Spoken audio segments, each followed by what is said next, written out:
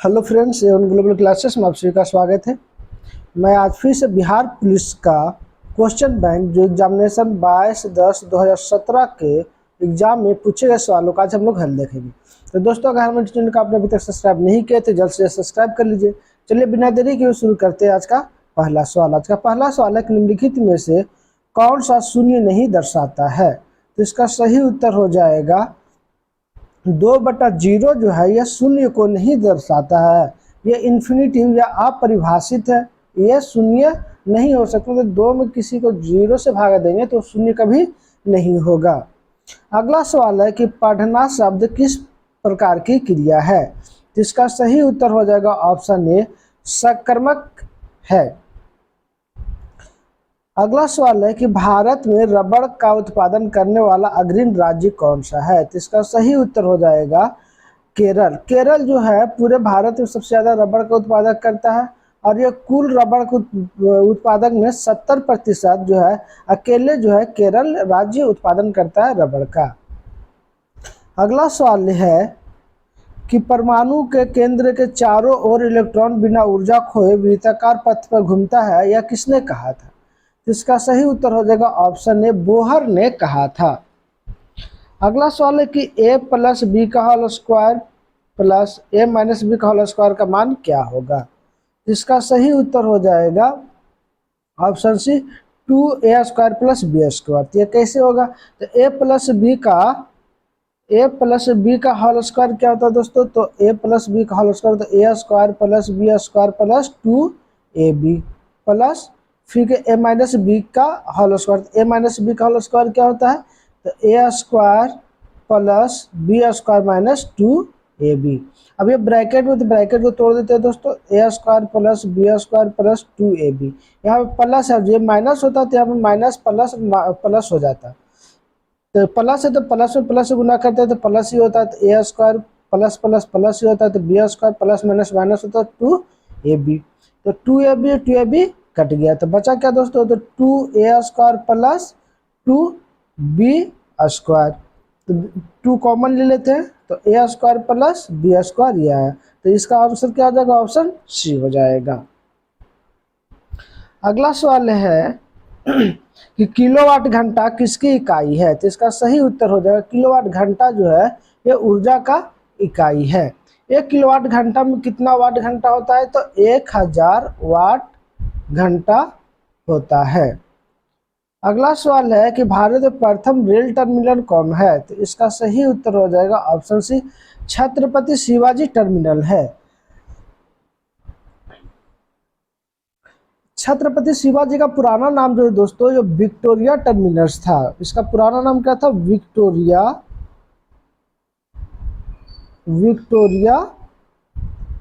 Terminal. तो इसका नाम बदलकर 1996 ईस्वी में छत्रपति शिवाजी रख दी गया।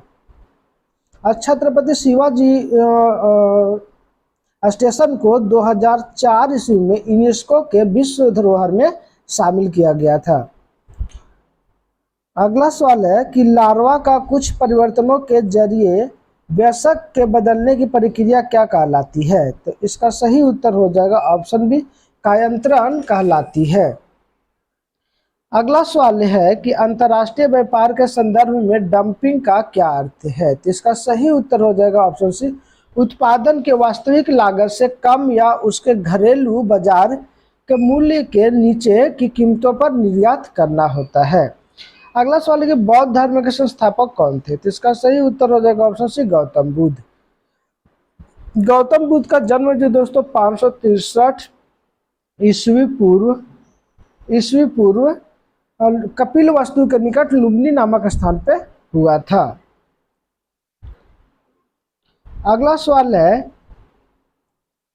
कि माला लुक पेट्री, इसका क्या अर्थ होगा। तो give the correct antonym of the word पेट्री as used in the above sentence. तो इसका सही उत्तर हो जाएगा ऑप्शन सी, अगली। पैट्री का अर्थ होता है सुंदर, जिसका सुंदर का एंटोनिम विलोम शब्द हो जाएगा अगली मतलब क्रूप। अगला सवाल है कि भ्रष्टाचार को नियंत्रित करने के लिए भारत सरकार का कौन सा संगठन है? तो इसका सही उत्तर हो जाएगा ऑप्शन ए, केंद्रीय सतर्कता आयोग जो है ये भारत में भ्रष्टाचार को नियंत्रण करने के लिए एक संगठन है। इस संगठन का कार्यकाल कितना साल का होता है? तो कार्यकाल जो इसका अध्यक्ष होते हैं उसका कार्यकाल या सदस्यों का कार्यकाल 4 वर्ष होता है या 65 वर्ष की उम्र तक केंद्रीय सतर्कता आयोग के अध्यक्ष या सदस्य रह सकते हैं। अगला सवाल यह है कि परमाणु ऊर्जा प्राप्त करने के लिए निम्न में से किसका प्रयोग किया जाता है? तो इसका सही उत्तर हो जाएगा परमाणु ऊर्जा प्राप्त करने के लिए यूरेनियम का प्रयोग किया जाता है। अगला सवाल है कि वनों के वितरण को दिखाने वाला मानचित्र कौन सा है? तो इसका सही उत्तर हो जाएगा थीमेटिक जो है वनों का मानचित्र का दिखाता है। अगला सवाल है कि आर्यभट्ट एक महान थे, तो क्या थे? तो महान खगोल शास्त्री और गणितज्ञ थे। आर्यभट्ट ने 23 वर्ष के उम्र में गणित और खगोल शास्त्र पर शोध कर एक पुस्तक लिखा था आर्यभट्टियम पुस्तक मात्र 23 वर्ष के उम्र में आर्यभट्ट जी ने लिखे थे। अगला सवाल है कि यदि m/2 - 2 = 6 तो m का मान क्या होगा? तो ये सिंप्लीफिकेशन है दोस्तों, इसको आसानी से सॉल्व कर सकते हैं। यहाँ से दो पहले एलसीएम ले लिया, m - 2 दूनी 4 = 6, m - 4 6 दूनी 12, तो m 12 माइनस इधर आके क्या हो जाएगा प्लस, तो m = कितना हो जाएगा 16। तो इसका ऑप्शन जो है दोस्तों ये डी हो जाएगा। अगला सवाल है कि अधिकरण कारक के चिन्ह है, तो इसका सही उत्तर हो जाएगा अधिकरण कारक का चिन्ह जो है वो में या पर होता है। अगला सवाल है कि यदि किसी तत्व की परमाणु संख्या 16 द्रव्यमान संख्या 32 हो तो न्यूट्रॉनों की संख्या कितनी होगी? तो इसका सही उत्तर हो जाएगा ऑप्शन 16। न्यूट्रॉनों की संख्या का जो फॉर्मूला है दोस्तों, न्यूट्रॉनों की संख्या = होता है द्रव्यमान संख्या माइनस परमाणु संख्या। तो द्रव्यमान संख्या कितना दिया दोस्तों 32, परमाणु संख्या कितना दिया 16, तो घटा देंगे कितना आ जाएगा 16। तो इसका ऑप्शन क्या हो जाएगा 16 हो जाएगा। अगला सवाल है दोस्तों fill in the blank. He travels खाली स्थान कार, तो इसका सही उत्तर है ट्रेवल्स बाई कार। हम लोग कार से ट्रेवल्स कर रहे थे, क्या होगा बाई कार होगा। अगला सवाल है उपभोक्ता कानून 1986 क्यों अपनाया गया? तो इसका सही उत्तर हो जाएगा ऑप्शन डी, उपरोक्त में से सभी कारणों को लेकर। उपभोक्ताओं को बेईमानी से बचाने के लिए, उपभोक्ताओं को सुरक्षा अधिकार प्राप्त कराने के लिए और ग्राहकों की शिकायत का सरल, द्रुत और कम खर्च में निपटारा करने के लिए उपभोक्ता कानून 1986 को लागू किया गया। अगला सवाल है कि शैशव शब्द कौन सा संज्ञा पद है? तो शैशव में कौन सा संज्ञा पद है? तो इसका सही उत्तर हो जाएगा ऑप्शन ए, भाववाचक संज्ञा है। अगला सवाल है कि हीराकुंड नदी परियोजना किस नदी पर है? तो इसका सही उत्तर हो जाएगा ऑप्शन ए, महानदी पर है। हीराकुंड नदी पर इसकी लंबाई जो पूछा जाए तो नदी पर लंबाई जो हीराकुंड बांध का महानदी पर वो 4800 मीटर है, मतलब 4.8 किलोमीटर लंबा है नदी पर। पूरी लंबाई इसकी कितनी है? तो लगभग 25 किलोमीटर पूरे बांध की लंबाई है और यह विश्व की सबसे लंबी बांध है। यह 4.8 किलोमीटर सिर्फ नदी पर बांधे हैं। और पूछा जाएगा सबसे ऊंची बांध कौन सी है? तो टिहरी बांध जो है, टिहरी बांध है भारत की सबसे ऊंची बांध है और इसकी ऊंचाई कितनी है? तो 261 मीटर है। किस नदी में बना हुआ? तो भागीरथी एवं भिलांगना नदी के संगम पर जो है टिहरी बांध बना हुआ है। अगला सवाल है कि निम्नलिखित में कौन बायोमास ऊर्जा का उदाहरण नहीं है? तो इसका सही उत्तर हो जाएगा ऑप्शन सी, परमाणु ऊर्जा जो है बायोमास ऊर्जा का उदाहरण नहीं है। अगला सवाल है कि कर्क रेखा निम्नलिखित में से किस राज्य से नहीं गुजरती है? तो इसका सही उत्तर हो जाएगा ऑप्शन सी, ओडिशा राज्य से होकर के नहीं गुजरती है। कर्क रेखा जो है भारत के 8 राज्यों से होकर गुजरती है। राजस्थान, गुजरात, मध्य प्रदेश, छत्तीसगढ़, झारखंड और पश्चिम बंगाल, त्रिपुरा और मिजोरम से होकर के गुजरती है। अगला सवाल है कि समीकरण V is equal to U plus AT का क्या जानकारी देता है? तो इसका सही उत्तर हो जाएगा ऑप्शन बी, वेग समय का एक फंक्शन है और वेग समय का एक फंक्शन के बारे में यह जानकारी देता है। अगला सवाल है कि राजनीति कभी धर्म से अलग नहीं हो सकती, यह कथन किसका है? तो यह सही उत्तर हो जाएगा ऑप्शन सी, महात्मा गांधी का यह कथन है कि राजनीति कभी धर्म से अलग नहीं हो सकती है। अगला सवाल है कि लोकतंत्र का सबसे बुनियादी परिमाप क्या है? तो इसका सही उत्तर हो जाएगा ऑप्शन ए, नागरिकों के प्रति जवाबदेही। अगला सवाल है कि भारतीय अर्थव्यवस्था में परिवहन का सर्वप्रमुख साधन कौन है? तो इसका सही उत्तर हो जाएगा ऑप्शन ए, राजमार्ग जो है यह भारत में परिवहन का सबसे प्रमुख साधन है। NH का जो टोटल जो बात करें कि भारत में NH जो है, नेशनल हाईवे जो है, वो कुल यातायात मार्ग कितना प्रतिशत है? 2.7% है और कुल यातायात का यह 40% भार जो है वहन करती है। और जब बात करें कि इसकी कुल लंबाई कितनी है भारत में, तो 1.40 लाख किलोमीटर जो है यह कुल NH भारत की लंबाई है। अगला सवाल है कि पयोधी शब्द निम्नलिखित में से किसका पर्यायवाची है? जिसका सही उत्तर हो जाएगा समुद्र का यह परिवाचिक शब्द है। समुद्र के परिवाचिक शब्द और क्या क्या होता है? तो सागर होता है, जलधि होता है, सिंधु होता है, रत्नाकर होता है, निर्निधि होता है, पयोधी होता है, उदाधि होता है और वारिस है आदि समुद्र का परिवाचिक शब्द है। अगला शब्द है कि निम्न में से सही कथन कौन सा है? तो इसका सही उत्तर हो जाएगा ऑप्शन डी, चीनी पानी में घुलनशील है, यह सही शब्द है। तेल पानी में मिल जाता है, ये बिल्कुल गलत है। स्टोन पानी में घुलनशील है, बिल्कुल गलत है। पत्थर पारदर्शी और कांच अपारदर्शी है, बिल्कुल गलत है। तो चीनी जो है पानी में घुलनशील है, यह सही है।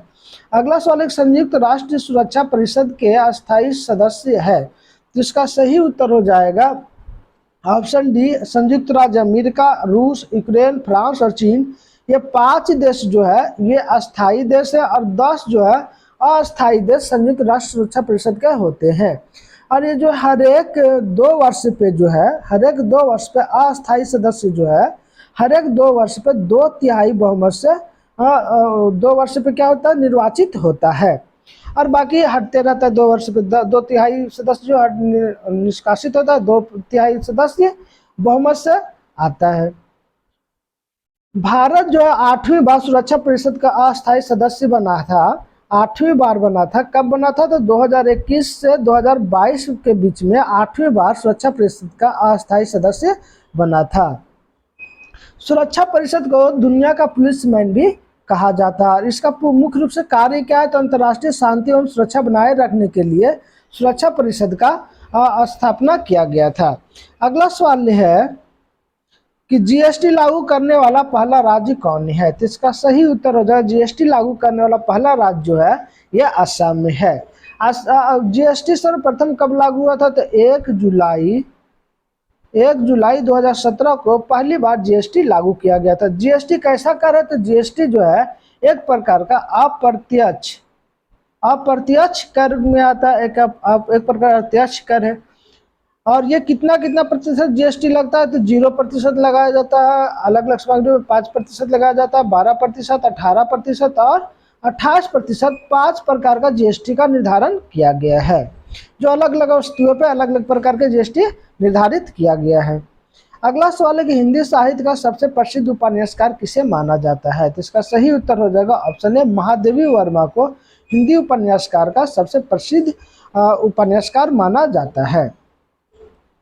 अगला सवाल है कि अगर घनाभाकार डिब्बे की लंबाई 2AB, चौड़ाई 3AC और ऊंचाई 2AC है तो इसका आयतन क्या होगा? तो इसका सही, घनाभ का आयतन जो होता है, घनाभ का आयतन बराबर फॉर्मूला जो है लंबाई गुने चौड़ाई गुने ऊंचाई होता है। तो लंबाई कितना दिया हुआ दोस्तों, तो 2AB इंटू चौड़ाई कितना दिया था 3AC, ऊंचाई कितना दिया था 2AC। तो दोस्तों अब 3 दूनी 6, 6 दूनी 12, ए कितना है 1 2 3, तो ए के पावर क्यू हो जाएगा। बी कितना है, तो बी सिंगल है। सी कितना है, डबल है, तो सी के पावर स्क्वायर हो जाएगा। इसका जो सही आंसर हो जाएगा 12AQBC स्क्वायर हो जाएगा। ऑप्शन ए जो है ये सही हो जाएगा। इसका आंसर कौन सा हो जाएगा, ऑप्शन ए हो जाएगा। अगला सवाल है कि दास कैपिटल पुस्तक का लेखक कौन है, तो इसका सही उत्तर हो जाएगा दास कैपिटल पुस्तक का लेखक जो है ये कार्ल मार्क्स है। कार्ल मार्क्स ने दास कैपिटल की पुस्तक की रचना कब किया था, तो 1867 ईस्वी में इसकी रचना किया था। कार्ल मार्क्स कहाँ के रहने वाले थे, तो एक जर्मन दार्शनिक था, अर्थशास्त्री थे, इतिहासकार थे, राजनीतिज्ञ थे, सिद्धांतकार थे, समाजशास्त्री थे, पत्रकार और वैज्ञानिक समाजवाद के प्रणेता थे। वैज्ञानिक समाजवाद के जनक भी इन्हें कहा जाता है, वैज्ञानिक समाजवाद का जनक भी इन्हें कहा जाता है। अगला सवाल है कि अमरबेल किसका उदाहरण है, तो इसका सही उत्तर हो जाएगा अमरबेल जो है परजीवी का एक उदाहरण है। तो अमरबेल जो है मुख्य रूप से दोस्तों बबूल, कीकर और बेर के पेड़ पर ये अक्सर लिपटा हुआ मिलता है। और ये इसे परजीवी क्यों कहा जाता है, क्योंकि खुद में ये इसमें प्रकाश संश्लेषण बनाने की इसमें क्षमता नहीं होती अमरबेल में, और ये दूसरे पेड़ों से अपना भोजन का ग्रहण या सेवन करता है, इसलिए इसे परजीवी कहा जाता है। परजीवी का अर्थ होता है दूसरे जीवों पर निर्भर करने वाले जीव को परजीवी कहा जाता है। ये बायोलॉजी में अच्छे से आप पढ़ सकते हैं। अगला सवाल है कि ब्रिटिश शासन के दौरान भारतीय हस्तशिल्पों के क्षय का प्रमुख कारण रहा, तो इसका सही उत्तर हो जाएगा ऑप्शन सी, ए और बी दोनों। कम कीमत वाली मशीनों का विकास और भेदभावपूर्ण टैरिफ नीति के कारण। अगला सवाल है कि वश्य पदार्थ ज़्यादा खाने से क्या होता है, तो इसका सही उत्तर हो जाएगा ऑप्शन ए, मोटापा अत्यधिक हो जाएगा। वसा वाला जब खाइएगा तो अत्यधिक मोटा हो जाइएगा। अगला सवाल है कि शिक्षा का अधिकार अधिनियम कब पारित हुआ, तो इसका सही उत्तर हो जाएगा ऑप्शन बी, 4 अगस्त 2009 ईस्वी को शिक्षा का अधिकार को पारित किया गया। शिक्षा का अधिकार जो है किस संशोधन के द्वारा पारित किया गया, तो यह 86वें संशोधन के अंतर्गत इसे पारित किया गया। और किस अनुच्छेद के अंतर्गत इसे लाया गया, तो अनुच्छेद 21 का के अंतर्गत इसको संशोधित कर जोड़ा गया कि 6 से 14 वर्ष तक के बच्चों के लिए सभी राज्य निःशुल्क शिक्षा देंगे। अगला सवाल है कि 3 ओर से घिरे भूभाग को क्या कहा जाता है, तो इसका सही उत्तर है 3 ओर से घिरे भूभाग को प्रायद्वीप कहा जाता है। जैसे भारत एक ऐसा देश है तो प्रायद्वीपीय देश है। क्यों भारत एक प्रायद्वीपीय देश है, तो यह 3 ओर से जल से घिरा हुआ है। इधर पूरा पश्चिम में अरब सागर, पूर्व में बंगाल की खाड़ी और दक्षिण में हिंद महासागर है। तो ये 3 तरफ से क्या है, तो जल से घिरा होती से क्या कहेंगे, प्रायद्वीपीय कहेंगे। सबसे बड़ा प्रायद्वीपीय कौन सा, तो अरब प्रांत जो है सबसे बड़ा प्रायद्वीपीय देश है, प्रायद्वीपीय देश के समूह में आते हैं अरब प्रांत। द्वीप किसे कहते हैं, जो चारों ओर से जल से घिरा रहता है उसे क्या कहते हैं, तो द्वीप कहते हैं। जैसे अंडमान निकोबार द्वीप समूह, लक्षद्वीप। सबसे बड़ा द्वीप कौन सा है, तो ग्रीनलैंड जो है सबसे बड़ा द्वीप है, क्योंकि ग्रीनलैंड देश जो है वो चारों तरफ से जल से घिरा हुआ है। अगला सवाल है कि निम्नलिखित में से कौन सा किसानों के लिए कल्याणकारी योजना नहीं है, तो इसका सही उत्तर हो जाएगा ऑप्शन डी, कर्मचारी रेफरल बीमा योजना जो है किसानों से संबंधित नहीं है। अगला सवाल है कि वह गुण जिस कारण कोई पदार्थ वायुमंडल में नमी सोख लेता है क्या कहलाता है, तो इसका सही उत्तर हो जाएगा ऑप्शन बी, प्रस्वेदन कहलाता है। अगला सवाल है कि change the noun application into its verb from, तो एप्लीकेशन का वर्ब फ्रॉम क्या होगा, तो इसका सही उत्तर हो जाएगा ऑप्शन सी, अप्लाई। अगला सवाल है कि find the suitable objective of the given word. तो अफेक्शंस का ऑब्जेक्टिव वर्ड्स कौन सा होता है? तो इसका सही उत्तर हो जाएगा ऑप्शन ए एफेशिएंट। अगला सवाल है कि वृद्धि का सही विलोम क्या है? तो इसका सही उत्तर हो जाएगा वृद्धि का सही विलोम जो है वृद्धि का हो जाएगा क्षय। वृद्धि का क्षय हो जाएगा। अगला सवाल है कि fill in the blank with suitable gender. I am averse to, तो इसका सही उत्तर हो जाएगा ऑप्शन डी ड्रिंकिंग। अगला सवाल fill in the blanks with right infinitive. तो it is not easy all people, तो इसका सही उत्तर हो जाएगा option C to be placed. अगला सवाल है निम्न में से कौन सी अधातु है? तो इसका सही उत्तर हो जाएगा ऑप्शन सी फ्लोरीन जो है एक अधातु है। यह जो है आवर्त सारणी के सप्तम समूह का प्रथम तत्व और यह हाइड्रोजन समूह का तत्व है। किस समूह का तत्व है? तो हाइड्रोजन समूह का एक तत्व है। अगला सवाल है कि त का उच्चारण होता है, तो इसका सही उत्तर हो जाएगा त का उच्चारण जो है वो दांत से होता है। अगला सवाल है कि भारत की सबसे पुरानी पर्वत श्रृंखला कौन है? तो इसका सही उत्तर हो जाएगा भारत की सबसे पुरानी पर्वत श्रृंखला जो है अरावली पर्वत श्रृंखला है। अरावली पर्वत पहाड़ियाँ जो है ये राजस्थान, गुजरात, हरियाणा और केंद्र शासित प्रदेश दिल्ली तक ये फैला हुआ है। इसकी चट्टानें जो है सबसे पुरानी है और यह पहाड़ी की जो सबसे ऊंची चोटी जो है वो माउंट आबू में गुरु शिखर में स्थित है। राजस्थान में माउंट आबू पर्वत है जिसका गुरु शिखर जो है गुरु शिखर सबसे ऊंची पर्वत है, ऊंची पर्वत चोटियां हैं। इसकी ऊंचाई कितनी है? तो 1722 मीटर जो है उसकी कुल ऊंचाई है माउंट आबू पे गुरु शिखर की। अगला सवाल है किसान कॉल सेंटर का शुभारंभ कब हुआ था? तो इसका सही उत्तर हो जाएगा 21 जनवरी 2004 ईस्वी को किसान कॉल सेंटर का शुभारंभ किया गया था। अगला सवाल है कि हिमालय के सबसे दक्षिण भाग को क्या कहा जाता है? तो इसका सही उत्तर हो जाएगा ऑप्शन ए शिवालिक कहा जाता है। अगला सवाल है कि एक आदर्श ईंधन वह है जो सस्ता हो, कम प्रदूषण फैलाने वाला हो और उच्च ऊष्मीयमान वाला हो। उपयुक्त में से सभी हो जाएगा। अगला सवाल है कि हिंदी भाषा में व्यंजनों की कुल संख्या कितनी है? तो इसका सही उत्तर हो जाएगा ऑप्शन बी व्यंजनों की कुल संख्या कितनी है? तो 33 है। अगला सवाल है कि बहुउद्देशीय नदी घाटी परियोजना आधुनिक भारत के मंदिर है, यह किसने कहा था? तो इसका सही उत्तर हो जाएगा ऑप्शन सी जवाहरलाल नेहरू ने कहा था। प्रथम बहुउद्देशीय परियोजना कौन सी थी? तो बहुउद्देशीय परियोजना दामोदर नदी घाटी परियोजना थी। यह प्रथम बहुउद्देशीय नदी घाटी परियोजना थी। इसकी शुभारंभ कब की गई थी? तो 1948 ईस्वी में इस पर पहली स्थापना की गई थी।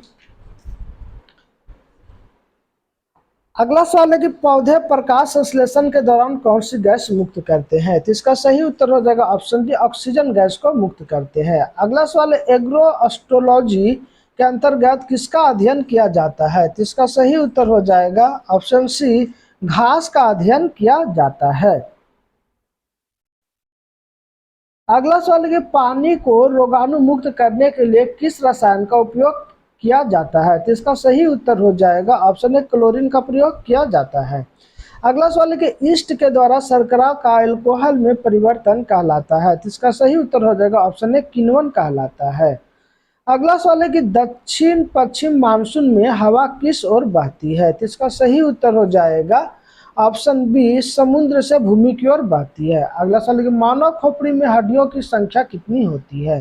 तो इसका सही उत्तर हो जाएगा ऑप्शन सी 29 होती है। अगला सवाल है कि 9.8 किलोग्राम को ग्राम में बदले। तो इसका सही उत्तर हो जाएगा ऑप्शन बी 9800 ग्राम। अगला सवाल है कि प्रतिरोध का एसआई मात्रक होता है। तो इसका सही उत्तर हो जाएगा प्रतिरोध का एसआई मात्रक ओम होता है। कैंडेला का जो एसआई मात्रक ज्योति तीव्रता का होता है, वही हेनरी जो है ये प्रेरकत्व का एसआई मात्रक होता है और वोल्ट जो है ये विभवांतर का एसआई मात्रक होता है। अगला सवाल है कि भर पेट में कौन सा समास्य है? तो इसका सही उत्तर हो जाएगा ऑप्शन ए अवयवी भाव समास्य है। अगला सवाल, निम्नलिखित में कौन सा देश गंगा को साफ करने के लिए अहम भूमिका निभा रहा है? तो इसका सही उत्तर हो जाएगा ऑप्शन ए, जर्मनी देश जो है ये नमामि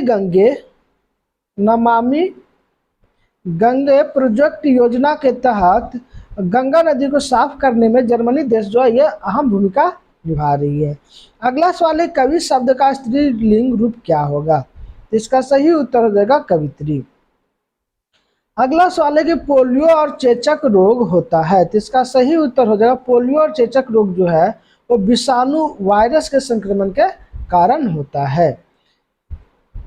अगला सवाल है, क्षेत्रफल की दृष्टि से भारत का सबसे बड़ा राज्य कौन सा है? तो क्षेत्रफल की दृष्टि से भारत का सबसे बड़ा राज्य है और राजस्थान है। इसका कुल जो है विस्तार कितना है? तो 3,42,239 वर्ग किलोमीटर उसकी कुल विस्तार है। दूसरे स्थान पर बात करें तो दूसरे स्थान पर मध्य प्रदेश आता है और तीसरे स्थान पर जो है महाराष्ट्र आता है क्षेत्रफल के दृष्टि से। अगला सवाल है, पौधों में जल का परिवहन होता है, तो पौधों में जल का परिवहन जो है जाइलम के द्वारा होता है और भोजन का परिवहन जो होता है वो फ्लोएम के द्वारा होता है। अगला सवाल है कि find the correct adverbs from the affixations, इसका सही उत्तर हो जाएगा ऑप्शन सी, एफिशिएंटली।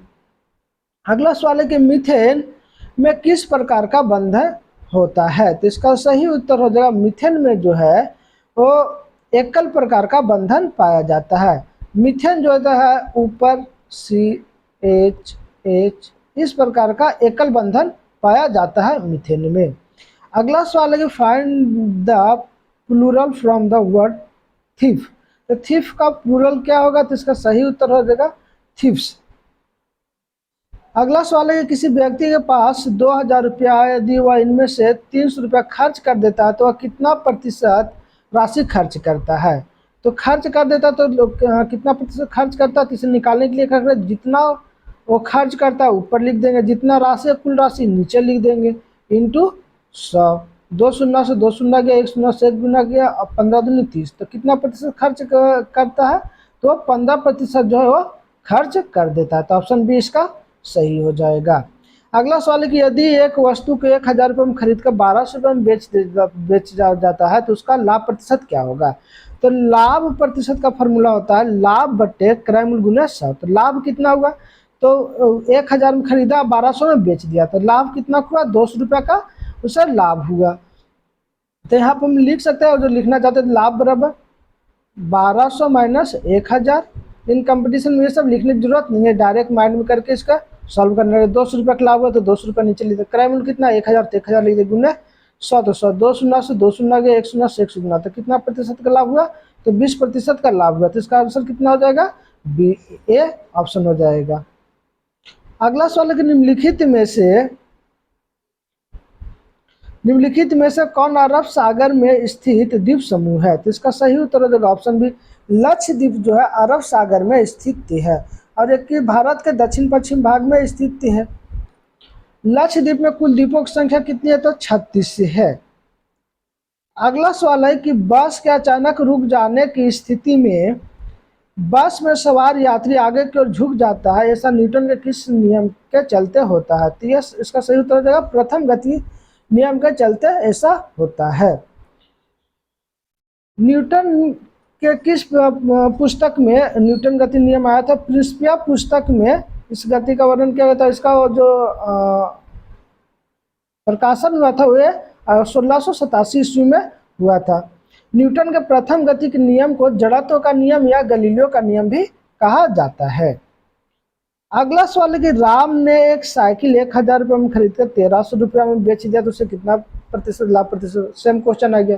तो 300 रुपया का लाभ हुआ, कितना में खरीदा? तो 1,000 में खरीदा, इंटू 100, 2 शून्य से 2 शून्य गया, 1 शून्य से 1 शून्य गया, तो कितना प्रतिशत का लाभ हुआ? तो 30% का उसे लाभ हुआ। अगला सवाल है कि निम्नलिखित में से किस में साइट्रिक एसिड प्रचुरता में पाया जाता है? तो इसका सही उत्तर हो जाएगा ऑप्शन डी, नींबू जो है साइट्रिक एसिड, खट्टे फलों में साइट्रिक एसिड जो है विटामिन सी अत्यधिक पाया जाता है। अगला सवाल है कि परिधि शब्द का समानार्थी है, तो इसका सही उत्तर हो जाएगा ऑप्शन डी, परिमाप जो है परिधि शब्द का समानार्थी है। अगला सवाल है कि निम्नलिखित में कौन सी नदी अरब सागर में गिरती है, तो इसका सही उत्तर हो जाएगा ऑप्शन ए, नर्मदा नदी जो है अरब सागर में गिरती है। नर्मदा नदी का उद्गम स्थल जो है ये विंध्याचल पर्वत श्रेणी से होता है, विंध्याचल पर्वत श्रेणी से होता है, और यह अमरकंटक नामक स्थान से निकलता है। नर्मदा नदी पर दुग्धधारा, सहस्त्रधारा और धुआंधार जलप्रपात स्थित है। और नर्मदा नदी जो है भड़ौच गुजरात के निकट एस्चुअरी का निर्माण करता है। नर्मदा नदी पर जो विवाद है वो राजस्थान, मध्य प्रदेश, गुजरात और महाराष्ट्र के बीच में विवाद पानी के लेकर के अक्सर होता रहता है। अगला सवाल है कि फ़ारेनहाइट पैमाने का पाठ्यक्रम सेल्सियस पैमाने के किस तापमान पर 5 गुना पाठ्यांक होगा, तो इसका सही उत्तर हो जाएगा ऑप्शन है 10 डिग्री सेल्सियस पर। अगला सवाल है कि यदि लोलक की लंबाई दोगुनी कर दी जाए तो उसकी आवर्तकाल पर क्या प्रभाव पड़ेगा, तो इसका सही उत्तर जो है हो जाएगा ऑप्शन सी, यह जो है √2 गुना हो जाएगा। अगला सवाल है कि चिकित्सा के रूप में एक्सरे का प्रयोग निम्नलिखित में से किस प्रकार की बीमारियों के लिए किया जाता है, तो इसका सही उत्तर हो जाएगा विकृत्यंजय बीमारियों के लिए किया जाता है एक्सरे का प्रयोग। अगला सवाल है कि जिसके नीचे पदार्थ ठंडा नहीं हो सकता वह न्यूनतम संभावित तापमान क्या है, तो -273.15 डिग्री सेल्सियस जो ये न्यूनतम संभावित तापमान होता है, इससे ज़्यादा ठंडा नहीं हो सकता है। अगला सवाल है कि एक आदमी जो भट्टी के सामने खड़ा है निम्न द्वारा अधिक से अधिक ऊष्मा प्राप्त करता है, तो इसका सही उत्तर हो जाएगा ऑप्शन है संवहन के द्वारा। अगला सवाल है कि कुकिंग गैस में 90% से अधिक होता है, तो इसका सही उत्तर हो जाएगा ऑप्शन डी, 90% अधिक ब्यूटेन होता है। अगला सवाल है किस अम्ल में दूध में खट्टापन पैदा होता है, तो किस अम्ल से दूध में खट्टापन पैदा होता है, तो इसका सही उत्तर हो जाएगा ऑप्शन बी, लैक्टिक अम्ल के कारण दूध में खट्टापन पैदा होता है। अगला सवाल है कि 18 कैरेट सोने में शुद्ध स्वर्ण प्रतिशत होता है, तो 18 कैरेट सोने में 75% जो होता है शुद्ध कैरेट सोना होता है। शुद्ध कैरेट सोना को सोना को शुद्धता व्यक्त करने के लिए कैरेट का प्रयोग किया जाता है, और 22 कैरेट सोने में 22 भाग सोना और 2 भाग जो है वो तांबा मिलाया जाता है। अगला सवाल निम्नलिखित में से किसे भारी जल कहा जाता है, तो इसका सही उत्तर हो जाएगा ऑप्शन बी, ड्यूटेरियम ऑक्साइड को भारी जल कहा जाता है। ड्यूटेरियम ऑक्साइड का सूत्र क्या होता है, तो ड्यूटियो होता है। इसकी खोज किसने किया था, तो यूरे एवं वाशबर्न ने किया था, और कब किया था, तो 1932 ईस्वी में ड्यूटियो का आविष्कार खोज किया था। अगला सवाल है कि गंदे सार्वजनिक मूत्रालय में निम्न में कौन सी गैस निकलती है, तो इसका सही उत्तर हो जाएगा ऑप्शन ए, अमोनिया गैस निकलती है।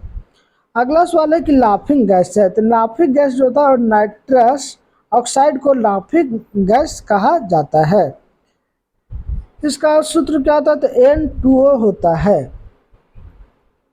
अगला सवाल है कि प्लास्टर ऑफ पेरिस के सेट होने की प्रक्रिया में क्या होता है, तो इसका सही उत्तर हो जाएगा ऑप्शन ए, अन्य हाइड्रेट्स से के बनने का हाइड्रेशन होता है।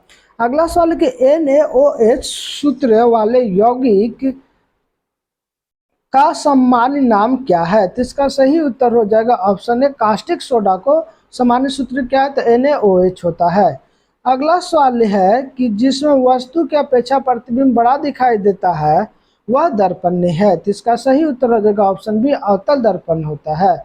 अगला सवाल है कि कुछ सीमा तक वस्तुओं की सभी आकृतियां संपीड़ित की जा सकती है, यह विशेषताएं कहलाती है, तो इसका सही उत्तर हो जाएगा ऑप्शन सी, प्रत्यास्था कहलाती है। अगला सवाल है कि स्वास्थ्य के लिए सबसे अधिक उपयुक्त आर्द्रता है, तो इसका सही उत्तर हो जाएगा ऑप्शन ए, 50% होती है। अगला सवाल है ताप के मापने की इकाई क्या है। तो इसका सही उत्तर हो जाएगा ताप की मापने की इकाई जो है वो सेल्सियस होती है। अगला सवाल है कि निम्नलिखित में से किस तत्व का लवण प्राय नीले रंग के होते हैं। तो इसका सही उत्तर हो जाएगा ऑप्शन डी, कॉपर का लवण जो है हमें प्राय नीले रंग का होता है। अगला सवाल है कि निम्नलिखित में से किसमें कार्बन की प्रतिशत सबसे कम होता है। तो इसका सही उत्तर हो जाएगा पिटवा लोहा। पिटवा लोहा में कार्बन की प्रतिशत सबसे कम होता है। इसमें कितना होता है तो 0.12 से लेकर के 0.25% तक कार्बन की मात्रा होता है और यह सबसे शुद्ध लोहा माना जाता है। सबसे शुद्ध लोहा किसे कहा जाता है तो पिटवा लोहा को सबसे शुद्ध लोहा कहा जाता है।